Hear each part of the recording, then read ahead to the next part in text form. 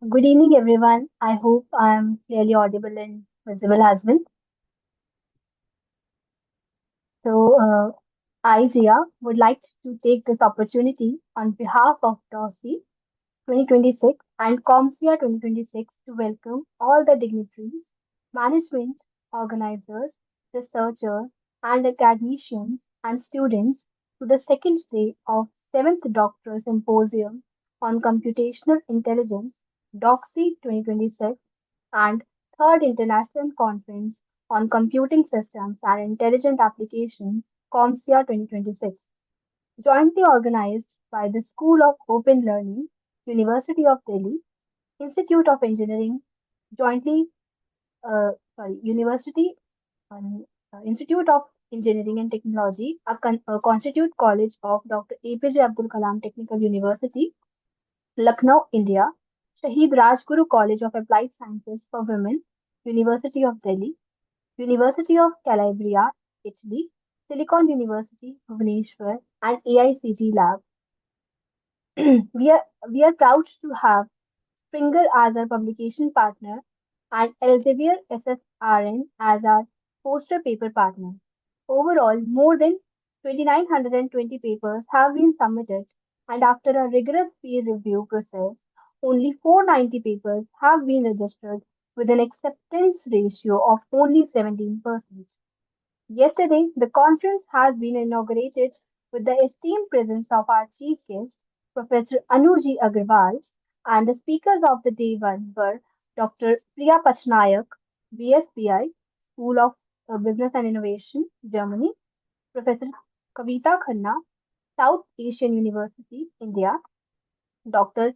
Jagdish C. Bansal, South Asian University, India, and Professor Mohammed Ishaq, Jeddah International College, Saudi Arabia.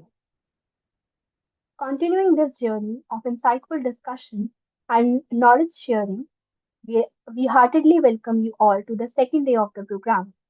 Today, we are honored with the presence of our keynote speaker, Professor Fernando Moreira, Universidade Portucalense, Portugal. Fernando Moreira is the head of Science and Technology Department.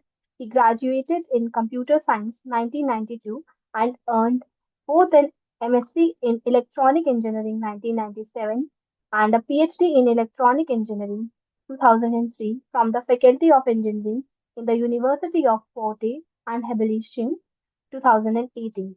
He has been a member of Science and Technology Department at Porto Clancy University since 1992 and is currently a full professor and a visiting professor at the University of Forte Business School. He teaches subjects related to undergraduate and postgraduate studies. He supervises several PhD and MSc students. He is a co-author of more than 200 scientific peer-reviewed publications in national and international journals and conferences. He served as a member of editorial advisory board for several journals and books. He organized several special issues for JCR journals. He has regularly served as a member of the editorial advisory board for several journals and books. He has also served as a member of the program and scientific committees of national and international conferences. He has been a coordinator of MSc in computation for the last 10 years. He has editorial experience and is the co-editor of several books. He is associated with NCTICC, ACM, and IEEE. His principal research areas are mobile computing, ICT in higher education, mobile learning, social business, and digital transformation. He was awarded the Atlas Elsevier Award in April 2019.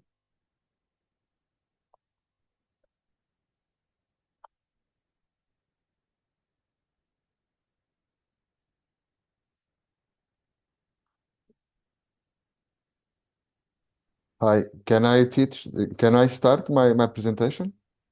Yes, sir. Yes, I will share my PowerPoint. It's possible? Yes, sir. Thank you.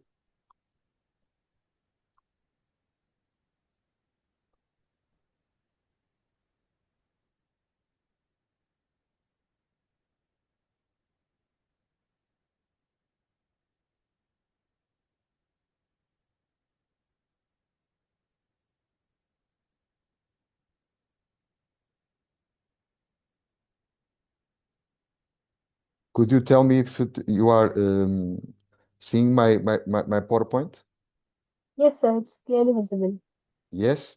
Thank you very much. So, good morning, and thank you for this invitation. What I want to propose today is not simple another presentation about tools, platforms, or productivity gains. My argument today is broader and I think more consequential. Generative AI should be understood as a new layer in our cognitive environment. It changed not only how students produce text, code, or summaries, but also how they relate to export, authority verification, and intellectual responsibility. So this talk moves on three levels at once. It is philosophical because it asks what higher education is um, for under new technology condition. It is pedagogical because it proposes specific principle for course design, and it is empirical because it also examines evidence from implementation. I will argue through that the right response is neither prohibition nor surrender, but discipline orchestration, because AI should extend practice, feedback, and reflection while never displacing the student's responsibility to think.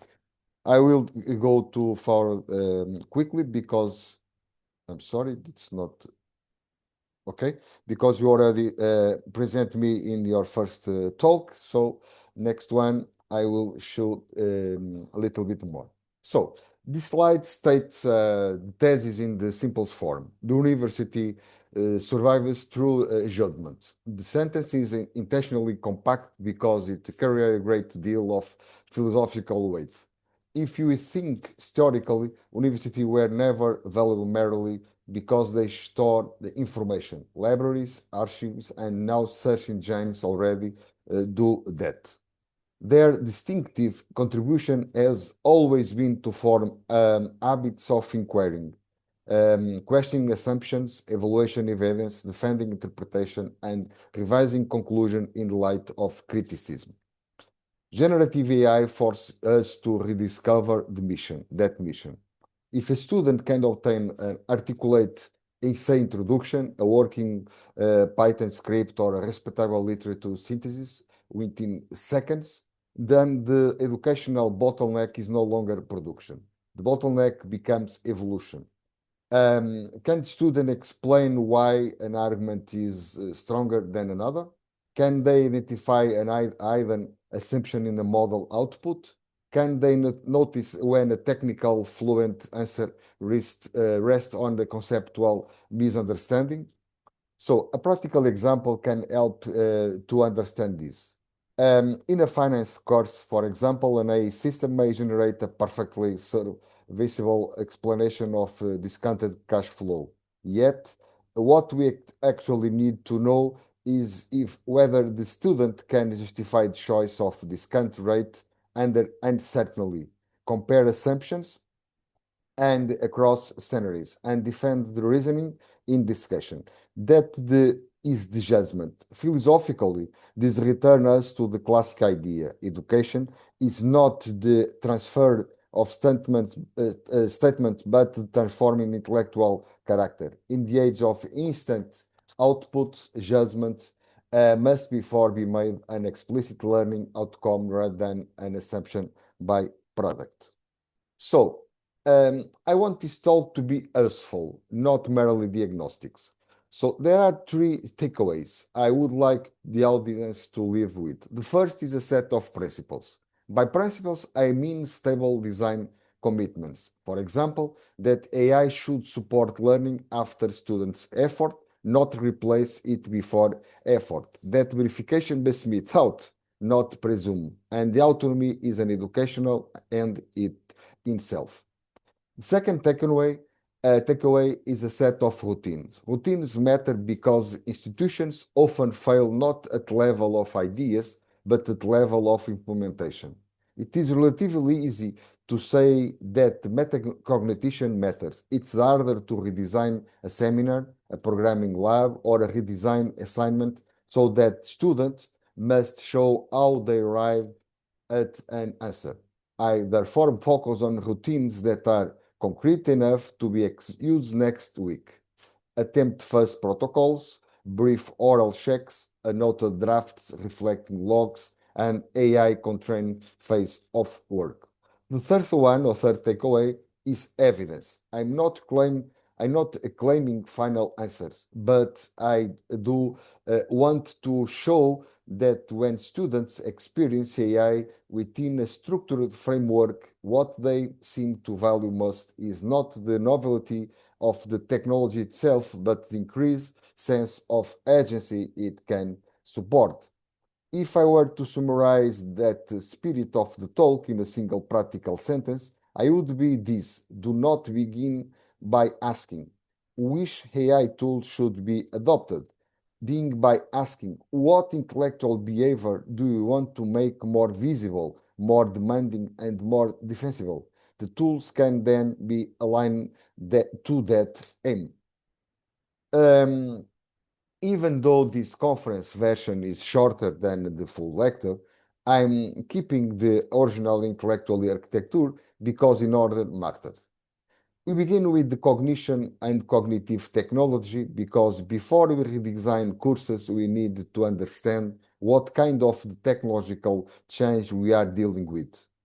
We then move to the institutions, ethics, and trust because no pedagogical solution exists outside organizational realities. After that comes collective intelligence, which remind us that learning is social and diagnological rather than merely individual. Only when then do I introduce the framework itself, followed by evidence and finally an implementation-oriented closing. This sequence is debilitated. Why? Because too often conversations about EA in education jump straight to tools and policies. That tends to produce either shallow enthusiasm or shallow fear. By contrast, I want to move from anthropology and epistemology to pedagogy and design. In other words, what does this technology do to authority, not to error, to export, and to dialogue? Once we answer these questions, course design becomes more principled. A practical analogy may be help. If a city discovers that the traffic patterns have radically changed, it do not begin by repainting parking spaces. It first study the flows, bottlenecks, incentives, and public purpose. Only then does it redesign infrastructure. My claim is that university face an analogous moment. Gen AI is not a local responsion to one assigned type. It is a change in the cognitive traffic systems. That is why the roadmap moves from foundation to mechanism to evidence. The phrase arc of cognitive technologies, it means to place generative AI in a longer historical narrative. Human beings have repeatedly transformed through by externalizing parts of cognition into media and artifacts. Oral culture privileged memory, rhythms, and communal repetitions. Writing externalizes memory and allows distance from the immediate speaker. Print establishes knowledge and makes replication scalable. The internet accelerates retrieval and multiply access. Generative AI adds a further step, not only retrieval, but synthetic formulation on demand. What matters educational is that each transition changes what counts as effort and what counts as expertise. In an oral culture, the remember accurately is itself an intellectual achievement. In a print culture, the challenge is often less remembering to the whole and more interpreting, comparing, and contextualizing. In the internet era, one central skills become searching and filtering. In the AI era, we confront something different again. The challenge of evaluating text that already appears currently before we have done the underlying work ourselves. Consider a practical example for engineering education. A generation ago, students had to search manuals, compare documentation, and piece together an answer through slower consultations. Today, an AI system can offer a seamlessly integrated explanation of sensor calibration most instantly. This is useful, but it also shifts the student challenge from finding material to interrogating the validity and scope of the explanation. So the broader point is not that the new technology make the old practice obsolete in a simple sense. Rather, they redistribute the location of cognitive difficulty. University fails when they continue to assess yesterday difficult under today's technological condition. This slide brings us back one the foundational warning in the philosophy of education. In Plato's Phaedrus, Socrates criticized writing not because the opposite tools, but because they worries about what happens when memory and understanding are outsourced too early. Written words, he says, seems to be to speak. I'm sorry, but I yes. Okay, to be speak. But if you question them, they remain silent. Written word, they cannot clarify, defend themselves, or adapt to the learner. There is a profound educational insight. The relevance to generative AI is immediate. We now have systems that do not merely preserve statements, but actively produce them in fluent, apparently dialogical form. This can create illusions that the learner has encountered understanding when, in fact, they may only have encountered a polished sequence of words. The key philosophical issues is not text versus not text. It is whether learning includes resistance, correction, and the obligation to answer back. Take a practical case from medical education. An AI system can summarize the symptoms and treatment pathway for a condition very effectively. But diagnostic judgments develop when a student is confronted with ambiguity, when symptoms overlap, when a differential diagnosis must be defended, when a supervisor asks why one interpretation was preferred over another. That pushback cannot be replaced by textual fluency alone. So Socrates is useful here not an antiquary ornament, but as a reminder that a true education requires more than exposure to content. It requires a setting in which true tool is tested through the questioning. Our challenge is to ensure that AI-enhanced learning remains granularly dialectic rather than merely consumptive. Um, sorry, okay, it's okay. We need to conceptual sobriety when talking about Gen AI. The most helpful definition is in my view, is that is a system for modeling and recombining patterns present in collective textual production. That means it gives us remarkable access to the sediment traces of human language, explanation, system, and association. But it does not follow that it possesses understanding in the human sense. It produces plausible continuations. It does not inhabit the normative spaces of reason as a responsible knower. Why does this matter pedagogically? Because a misunderstanding the ontology of the tool leads to poor education design. If we treat the model as an oracle, students defer too much authority to it. If we treat it as a meaningless autocomplete, we ignore its really instructional potential. The more accurate position is somewhere in between. GenAI can function as a provisional tutor, a feedback engine, a generator of examples of the sparring partner for rephrasal, provide its outputs always subordinated to checking comprehension and disciplinary standards. So this is the moment where AI ceases to be merely another optional resource and become part of the environments in which decisions are made. The distinction matter enormously. A tool can be ignored, and the environment reorganize incentives. Once students know that they can obtain workable outputs cheaply, quickly, and previously, the structure of the task itself change. If the task remains unchanged, the outsourcing becomes the rational response.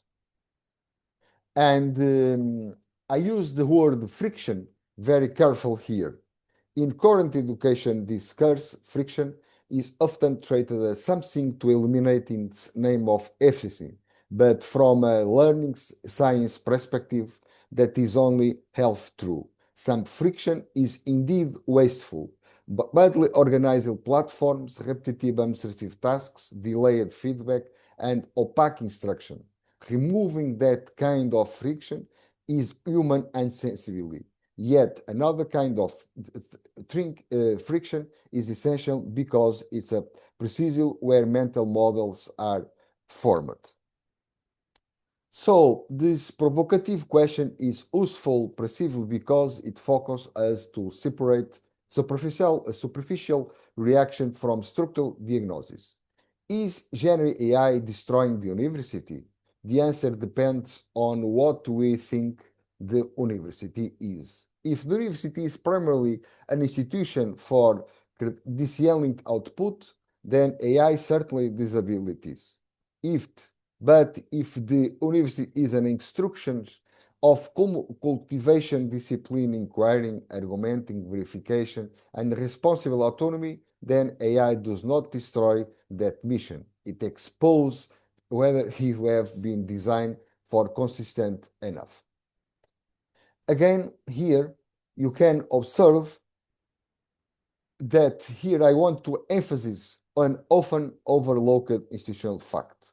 Faculty are being asked to absorb an enormous amount of cognitive and moral labor at exactly the moment when certainty is lowest. They are expected to continue teaching, publish, supervising, and administrative while also learning new tools, redesign assessments, updating policies, and educating expected use. In the many systems, they are to do all with this without extra time, training, or reliable institutional support. The phrase atrophy of judgment names a long-term development risk rather than a single act of misconduct. What concerns me is not only the submission of AI-generated work, but the possibility that students become habituated to receiving finished intellectual forms before they have learned how to produce, test, and revise such forms themselves. Over time, this can weaken both ownership and error correction.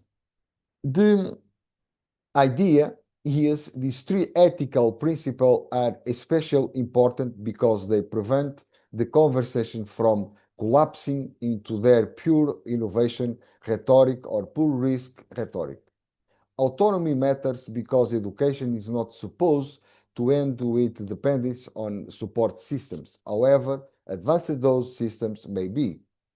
Students who can only think effectively in the presence of AI systems has not yet achieved the form of freedom higher education should cultivate. And then the slide moves from diagnosis to institutional response. I can it protecting the university quite debility because what is at stake is not simply classroom technique, but the preservation of institutions' normative core. University are not protected by nostalgia. They are protected when they redesign their practice so that intellectual serious remains visible and social credible.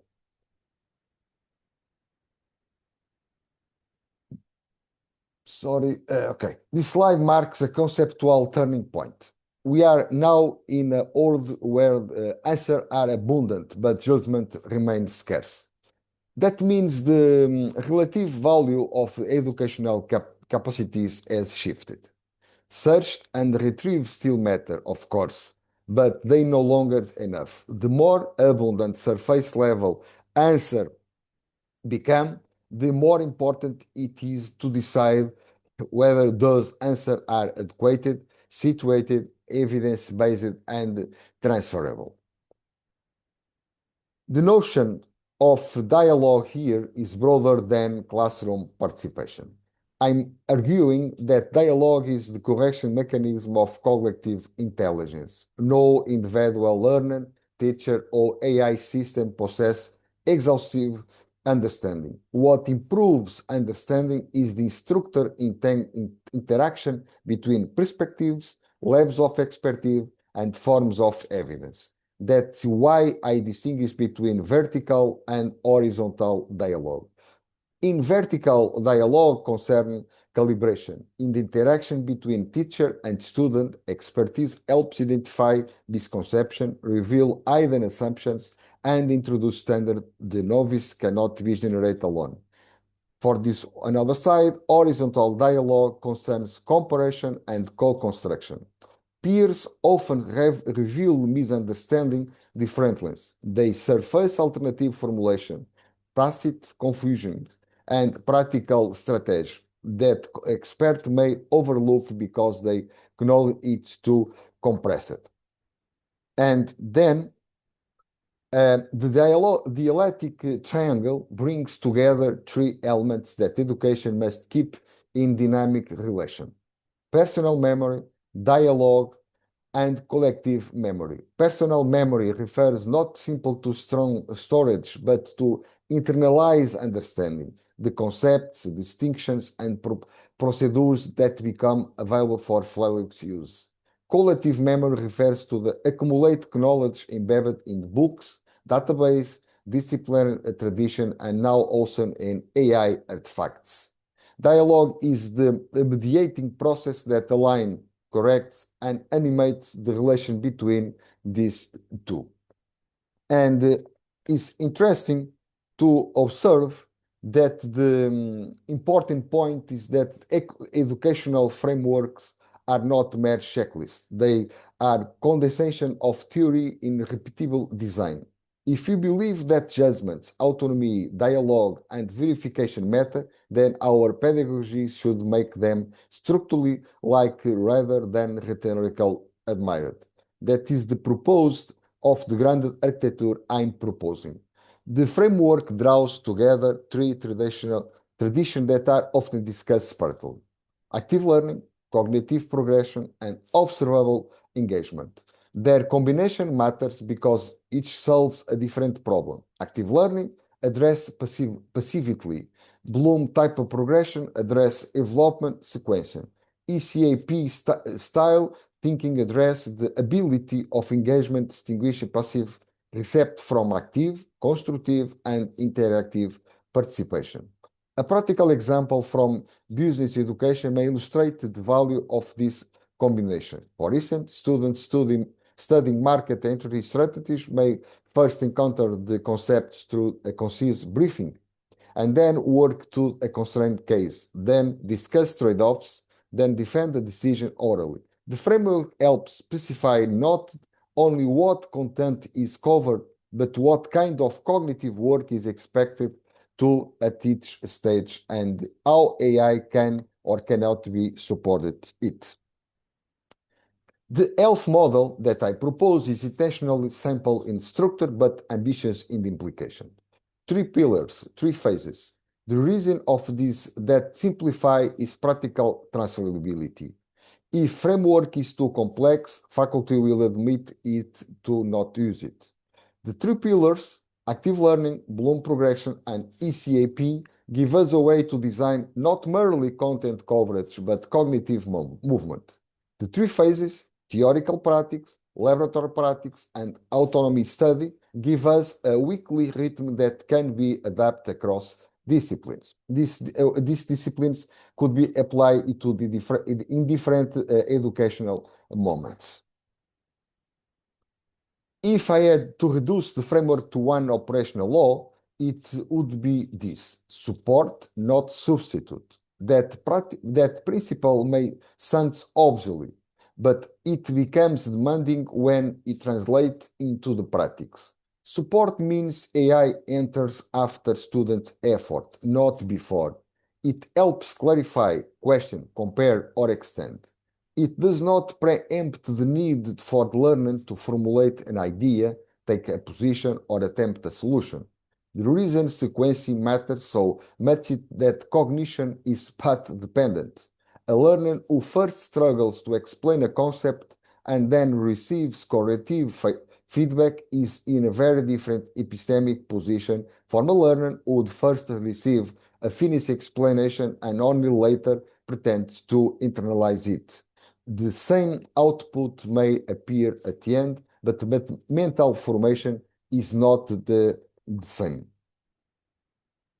The weekly spiral of theoretical practice, laboratory practice, and autonomy studies is not just a scheduling device. It's a theory of how learning matures.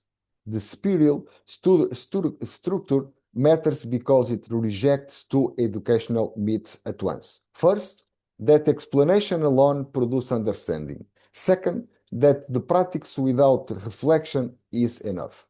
Instead, which week becomes a cycle in which conceptual grasp, authentic performance, and self-regulate consolidation reinforce one another. In theory practice phase, the aim is to introduce and test core distinctions. In laboratory practice, the learner encounters constraints that make performance accountable and visible. In autonomous study, the student strictness, retention, identify weakness, and extend understanding through target rehearsal. The spiral is powerful because we return to the topic occurs at the slightly higher level of the ownership. Assessment redesign is probably the most urgent practical implication of the ether argument. If we continue to reward what AI can now produce, cheaply, we will mismeasure learning and misdirect student effort. The solution is not to eliminate output entirely. Output still matter. Solution is to relocate evidence hated towards justification, critique, process, and transfer. What do I mean by evidence? I mean trace that reveal thinking, another draft, decision rationals, comparison of alternatives, oral explanation, debugging commentary, and reflective account of revision. These are harder to fake because they require the learner to inhabit the path of reason rather than merely to the displays. Let me now turn to the evidence with methodological caution. This was a cross-sectional survey conducted after one semester of implementation within a computer science context. The number on the slide mattered. A population of 98 students, 63 response, and 47 valid users for the analysis reported here. That gives us a response rate of early 64%, which is respectable for education research, but is also immediately signal that the limits of inference. This is an observational post-implementation snapshot, not a randomized controlled trial, not a longitudinal design, and not a casual identification strategy. That limitation is important because rigorous educational interpretation begins with restraint. We can talk about patterns of perceptions, associations among constructs, and the internal coherence of the implementation. We cannot honestly claim that the framework causes all observed outcomes or that the same effects would automatically generalize across disciplines, institution, or student population. Yet none of that makes the evidence trivial. On the contrary, a well-read correlational snapshot is often the first serious step in moving from pedagogical institution to the cumulative inquiry. And this is, in many ways, the most important empirical slide in the deck because it tells us what actually drives satisfaction within the framework. The headline result, it's not that AI integration by itself dominates student response. The strongest predictor is autonomy or metacognitive self-regulation with a standardized coefficient of 0.632. Gen AI integration is all significant, but with a smaller coefficient of 0.251, and the overall model explain 64.7% of variance in certification, which is substantial for educational data. Why this result is so important? Because it supports a theoretical richer interpretation of that technology use.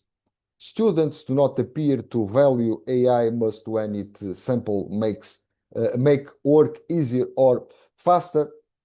They appear to value it most when it helps them become more capable of managing their own learning, planning, monitoring, checking, and refining their performance. In other words, the educational value of AI seems to be mediated by agency. That is precisely the philosophical and pedagogical claim running through this talk. Let us discuss the result a little more carefully. A bet of 0.632 is not a marginal effect. It indicates that autonomy-related constructed is doing the AV explanatory work in the satisfaction model.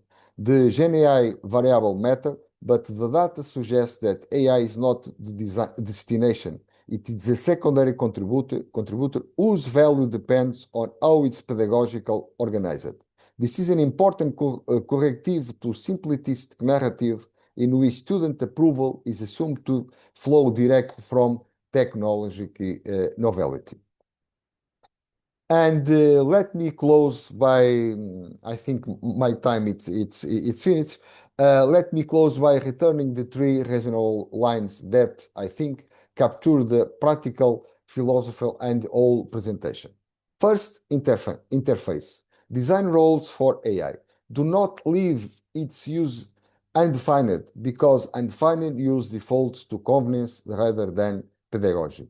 Students need to know when AI is a coach, when it's a rephrasal device, when it's a source of contrastive example, and when it must be limited.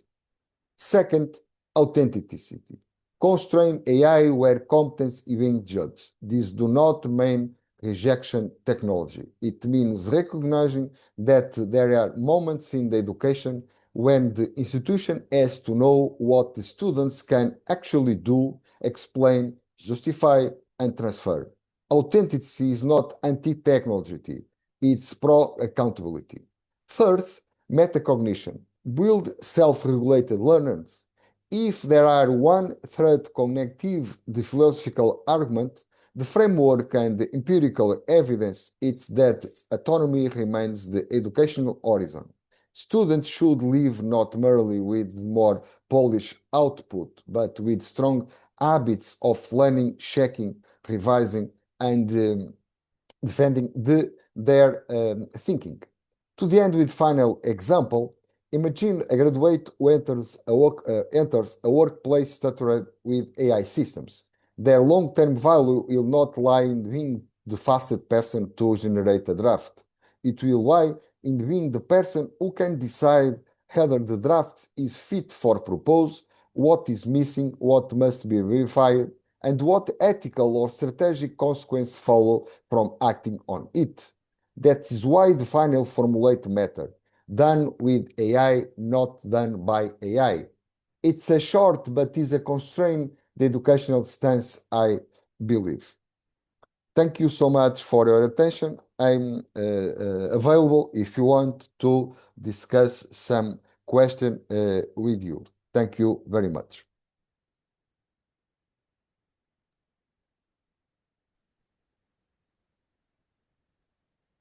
Thank you, Professor Fernando Moreira, for the wonderful insights keynote talk.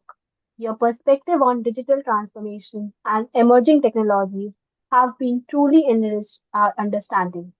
We are deeply grateful for your time. Thank you very much. please feel free to contact me. My email is in slides.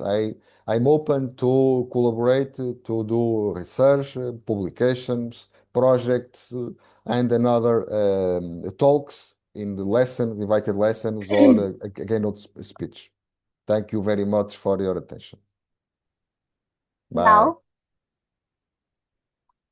now, moving ahead to one of the most awaited segments of the day, the Comsia Excellence in Technology Awards 2026. The awards presented as the Comsia 2026 aim to recognize outstanding contributions in research, innovation, and academic excellence across diverse domains of computing systems and intelligent applications. These awards typically honor individuals, students, professionals who demonstrate significant achievements through high quality research work, impactful ideas, and meaningful contributions to the society and technology. The selection process is generally merit based and involves evaluation by an expert panel or jury. Key selection criteria includes the quality of research, the level of innovation, originality, practical impact, and the societal contribution of the work or the idea presented. Entries are reviewed through a structured process that may include screening, shortlisting, and a final assessment to ensure fairness and recognition of truly deserving candidates. Now, we are ready to announce the awardees of COMSIA 2026. Next slide, please. Just a second. Can you please zoom out the slide? I'm not able to see it properly. Yeah, okay.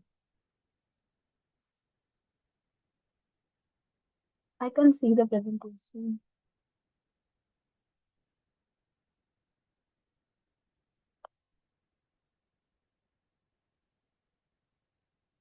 Yeah, thank you. We are pleased to announce Young Researcher Award. We are pleased to announce that the Young Researcher Award in Healthcare AI under the subcategory of the award, Young Researcher Award in Biomedical, has been awarded to Anto Laudo Xavier Raj Arukia Selvaratnam. Many congratulations to you, sir.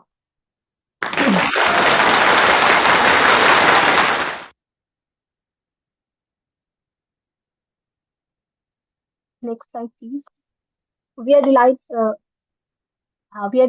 to announce that the award, Cloud Data and Digital Platform Award in Cloud Security under the subcategory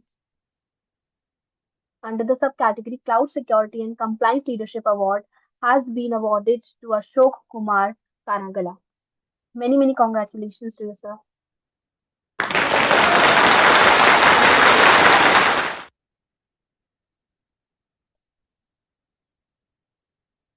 Next slide, please.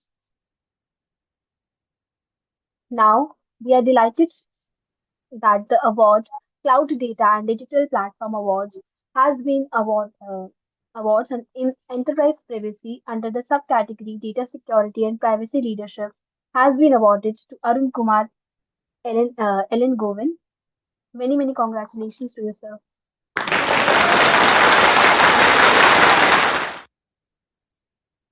We are pleased to announce that the Research, Innovation and Impact Award in Applied ML and XT under the subcategory High Impact Scholarly Contribution Award has been awarded to Aditya Gupta.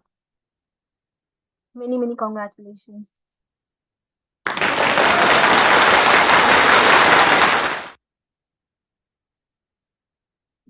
Now, the Research, Innovation and Impact Awards in Physical Therapy under the subcategory High Impact Scholarly Contribution Award has been awarded to Ms. Shivangi Chougule. Many congratulations, ma'am.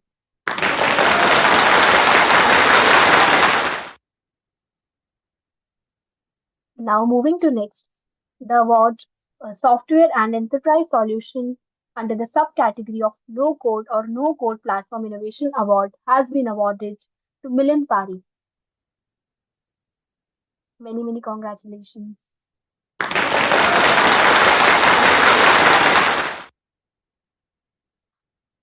Now, moving forward, we are pleased to announce that the Research, Innovation and Impact Awards in Geriatric PT Tech under the subcategory Promising Researcher Recognition Award has been awarded to Ms. Isha Bhonde. Many, many congratulations, ma'am.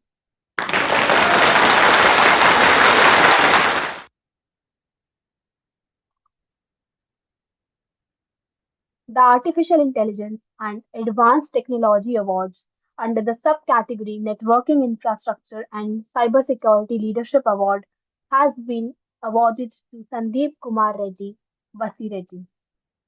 Many, many congratulations.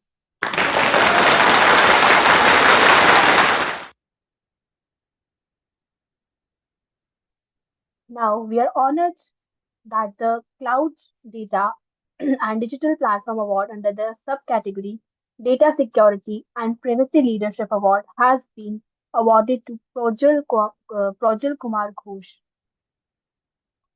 Many, many congratulations, sir.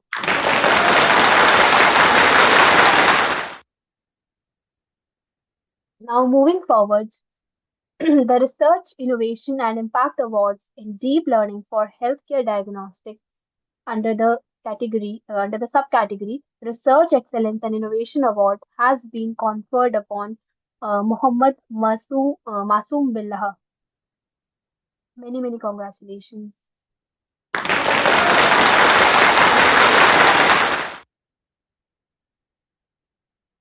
The Artificial Intelligence and Advanced Technologies Award in Production Grade NLP under the subcategory of NLP Excellence Award goes to Sunny Gutunka.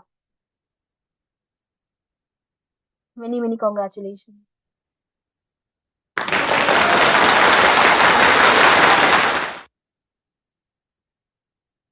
Now, we are pleased to announce that the Cloud Data Digital Platform Awards in Healthcare Data Cloud Migration under the subcategory Enterprise Data Integration Excellence Award goes to Surinaga Naresh Babu Jutuga. Congratulations.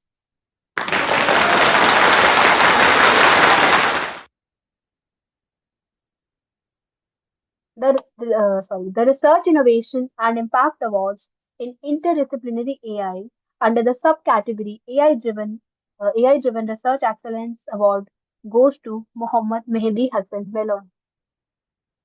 Congratulations.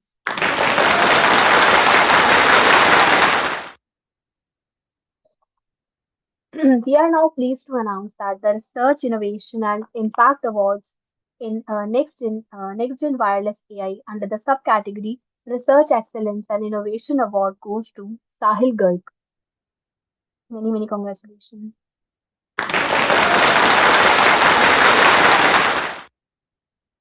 Now, the Research, Innovation and Impact Award in Renewable Energy under the subcategory Healthcare and Biomedical Research Excellence Award has been awarded to Dinesh Das. Congratulations.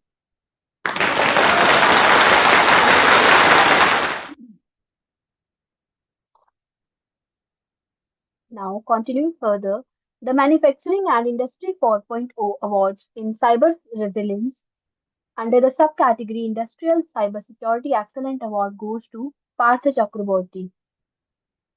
Many, many congratulations.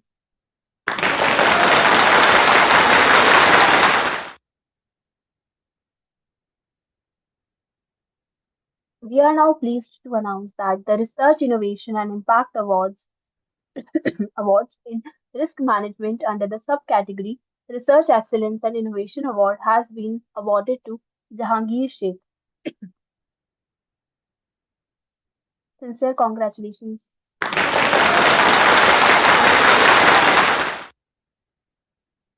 Now, the Software and Enterprise Solution Awards under the subcategory Microservice and API Architecture Excellence Award goes to Chandramouli Holigi. Congratulations.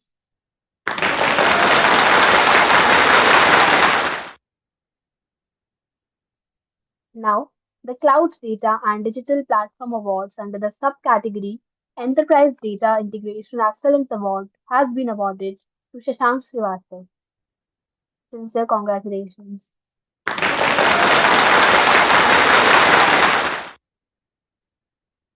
The Software and Enterprise Solution Awards in Automation Frameworks under the subcategory of Enterprise Application Modernization Excellence Award has been awarded to Devi Manoharan. Many congratulations, ma'am.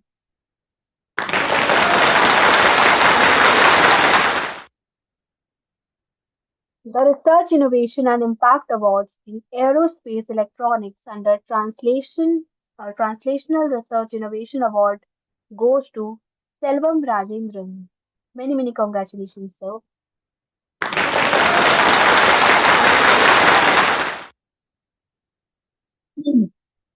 Now, the Cloud Data and Digital Platform Awards in Digital API under the subcategory Cloud Migration and Modernization Champion Award has been awarded to Ronak Patel.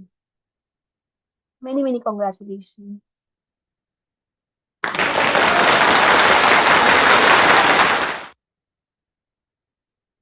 We are delighted to announce that the Software and Enterprise Solution Awards under the subcategory Microservices and API Architecture Excellence Award goes to Swaraj Guduru.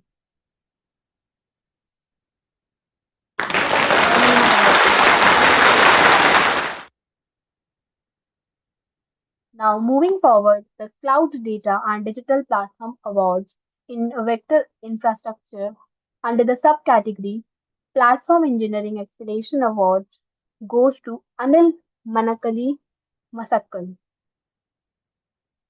Many congratulations.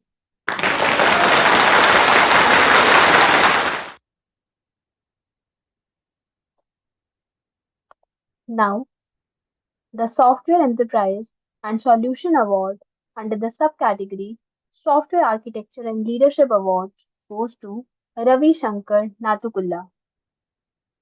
Many congratulations.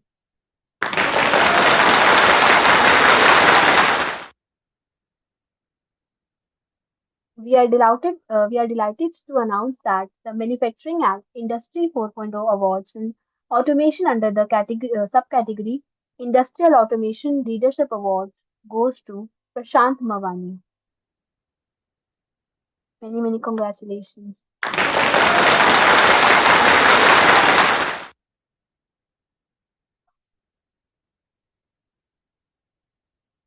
Now, the Manufacturing and Industry 4.0 Awards under the subcategory Predictive Maintenance and Asset Intelligence Award has been awarded to Enesilia and Tony Gemello. Many congratulations, ma'am.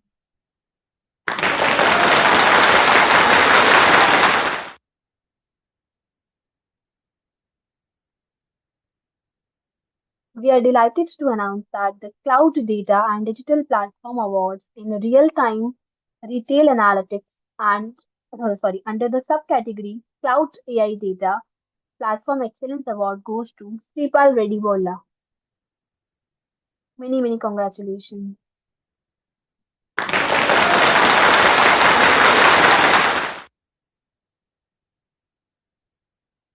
Now, the Cloud Data and Digital Platform Awards in Telecommunication under the subcategory Real-Time Data Streaming and Analytics Excellence Award goes to Rahul Jain. Many congratulations.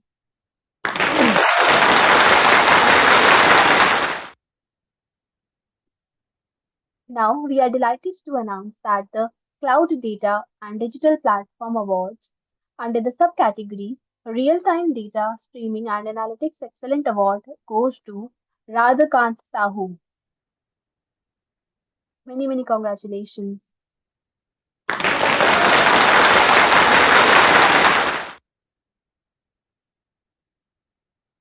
Continuing further, the Research Innovation and Impact Awards in Complex SOC Verification and Emulation under the subcategory Translational Research Innovation Award goes to Suri Babu Talla. Many congratulations to you, sir.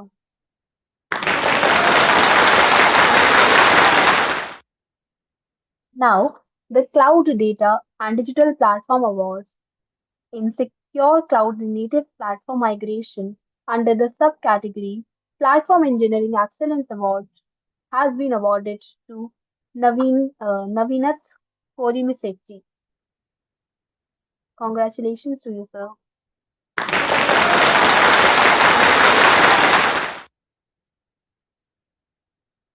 We are now delighted to announce that the Cloud Data and Digital Platform Awards under the subcategory Platform Engineering Excellence Award has been awarded to Sudarshan Tirumani Narayanam.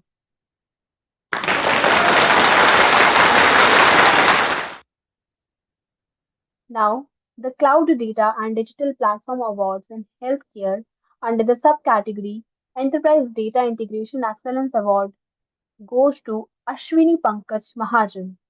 Congratulations.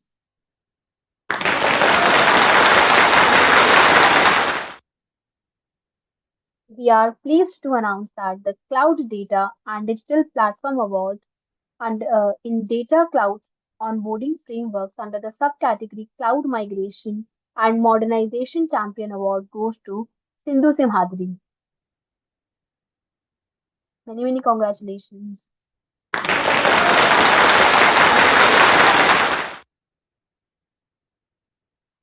Now, the Cloud Data and Digital Platform Awards in FinTech under the subcategory Enterprise Data Integration Excellence Award goes to Satish Kumar, Kumara Chinanian. Many, many congratulations, sir.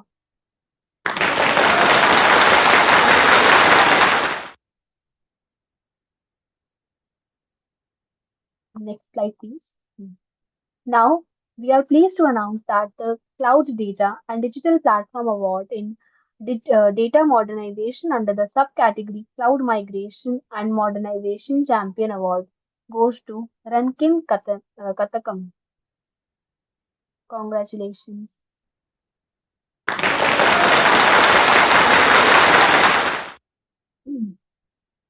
Now, moving forward, the Artificial Intelligence and Advanced Technology Awards under the subcategory Artificial Intelligence Excellence Award goes to Nishant Verma. Many, many congratulations.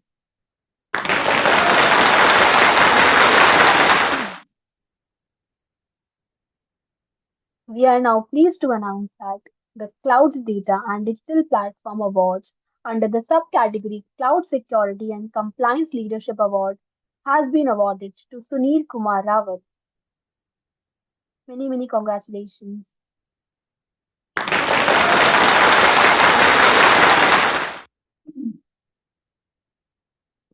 The Artificial Intelligence and Advanced Technology Awards in Healthcare under the subcategory AI in Healthcare and Life Sciences Excellence Award goes to Piyushi Sharma. Many, many congratulations, ma'am.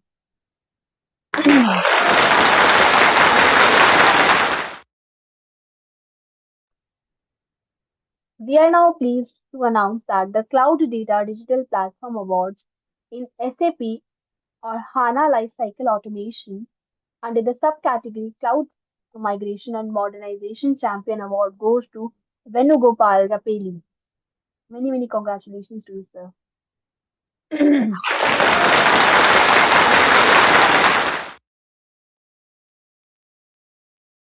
Now, moving forward, the Software and Enterprise Solution Award under the subcategory Enterprise Application Modernization Excellence Award goes to Sonali Priya. Sincere congratulations to you, ma'am.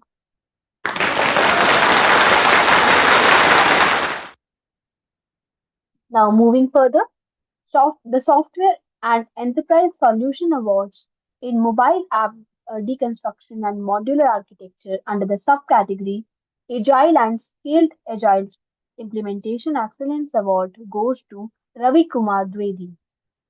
Many, many congratulations, sir.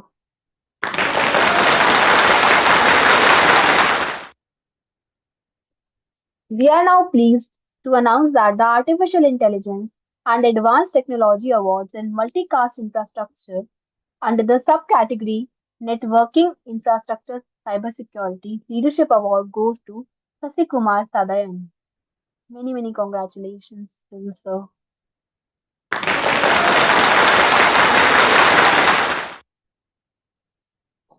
Now, we are pleased to announce that the Software and Enterprise Solution Awards in Enterprise ERP 365 Modernization under the subcategory Enterprise Application Modernization Excellence Award goes to Pawan Kumar Adabala. Many congratulations.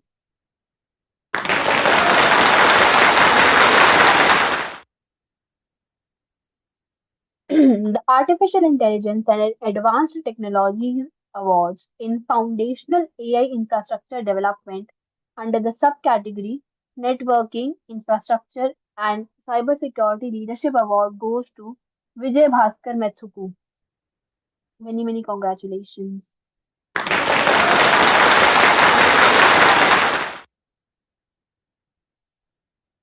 Now, the SAP Cloud and Enterprise Digital Transformation Awards in Global AI Transformation under the subcategory SAP Finance Transformation Excellence Award goes to Hemant Kumar Badugu. Congratulations.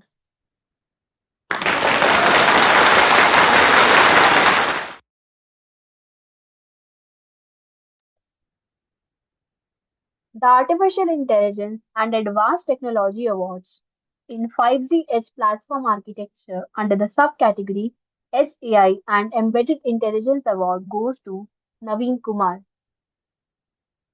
Congratulations, sir.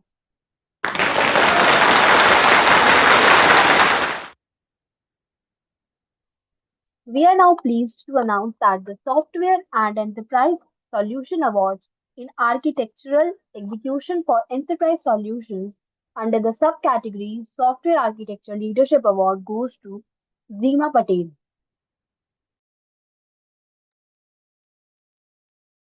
Many congratulations, ma'am.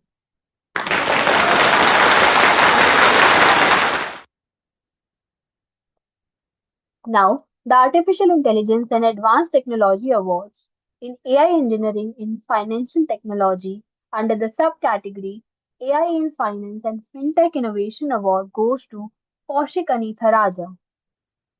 Many congratulations, sir.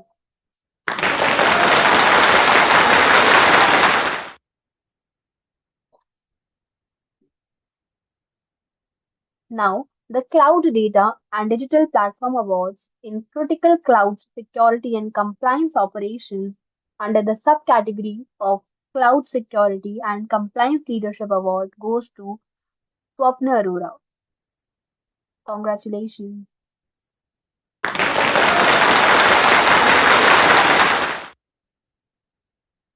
We are now delighted to announce that the Artificial Intelligence and Advanced Technology Awards TASC Sense Design and Delivery Integration under the subcategory Intelligent Decision Systems Excellence Award goes to Mr.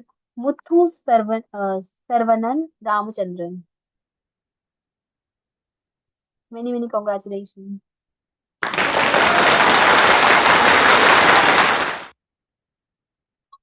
Now, the Artificial Intelligence and Advanced Technology Awards in Production Machine Learning Deployment under the subcategory Real Time Machine Learning Excellence Award goes to Jay Bankim Chandra Desai. Many congratulations.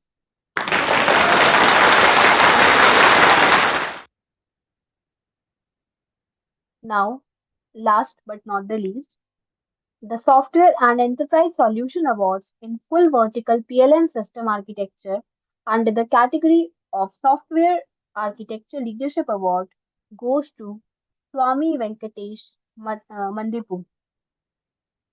Many congratulations.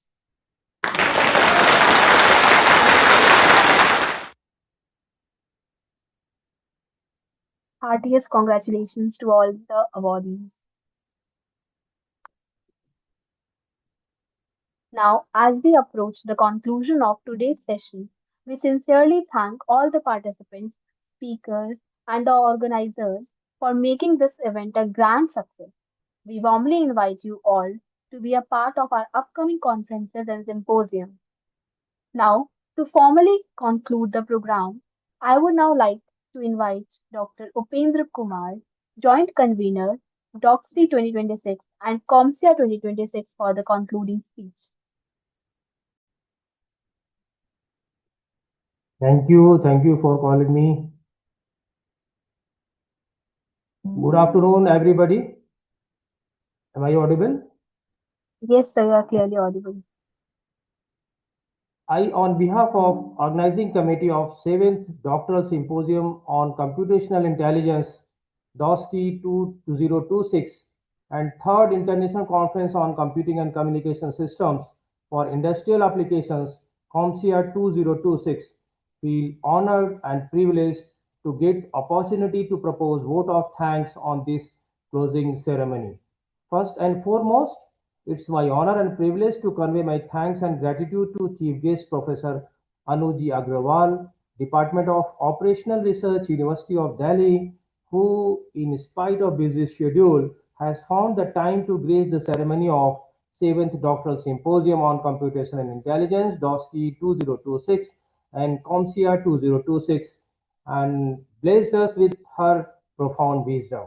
I would like to give sincere thanks to our Chief Patron, Professor J.P. Pandey sir, Honorable Vice Chancellor, Dr. APJ Abdul Kalam Technical University, Uttar Pradesh, Lucknow, for providing opportunity to organize such a big successful program, DOSCI 2026 and COMSIA 2026, and for his valuable suggestions, encouragement, and guidance.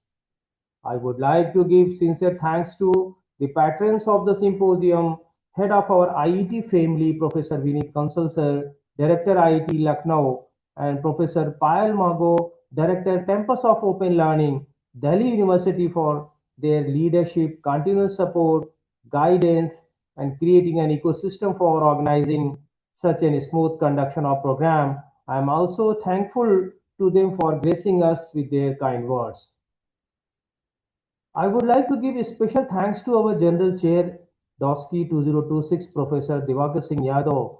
Unfortunately, he is no more right now, but his contributions to academia, guidance, inspiring personality have left an indelible mark on all of us. Though he is not physically present today, his legacy continues to guide and inspire our work and values. We pay our humble tribute to his memory and he has supported us in all possible manners to organize this wonderful conference.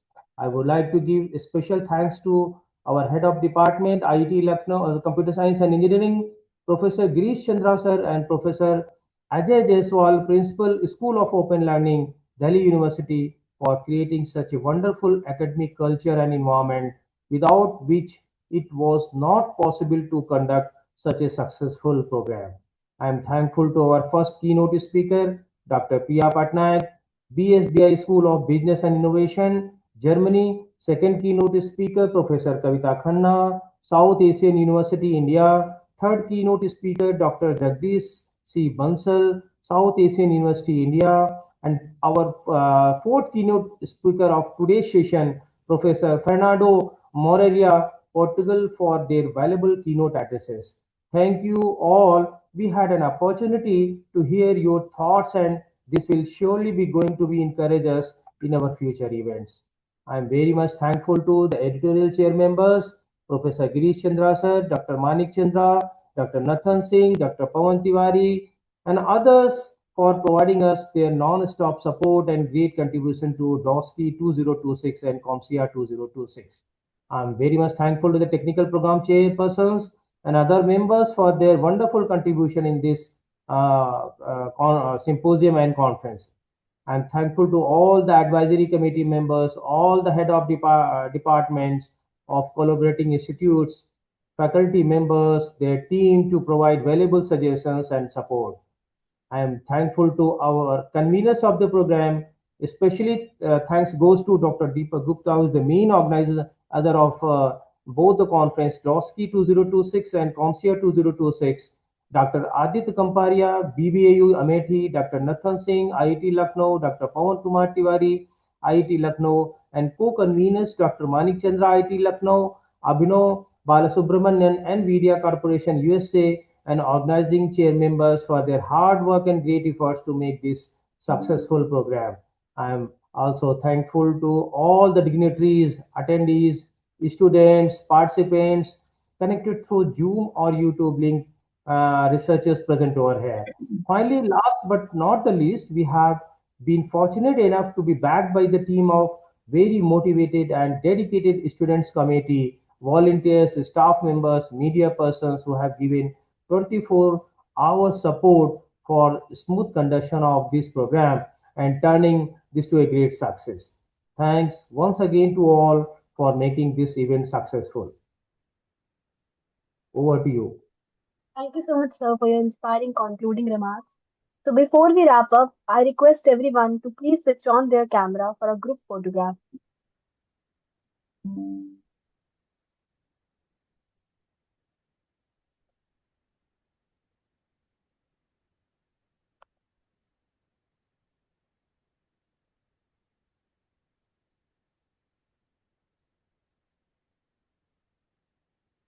Requesting everyone once again to kindly turn on their camera so that we can capture this moment together.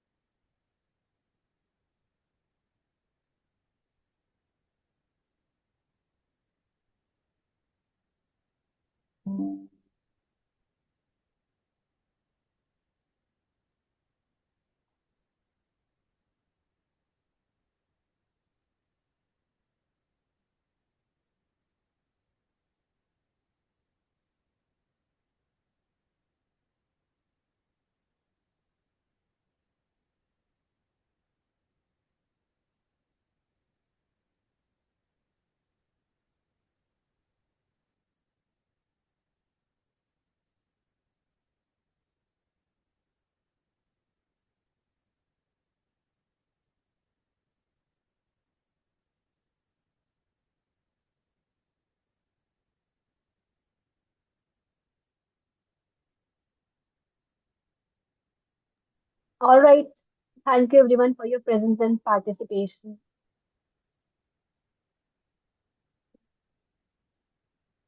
Now, I would like to request the technical team to proceed with the closing the session.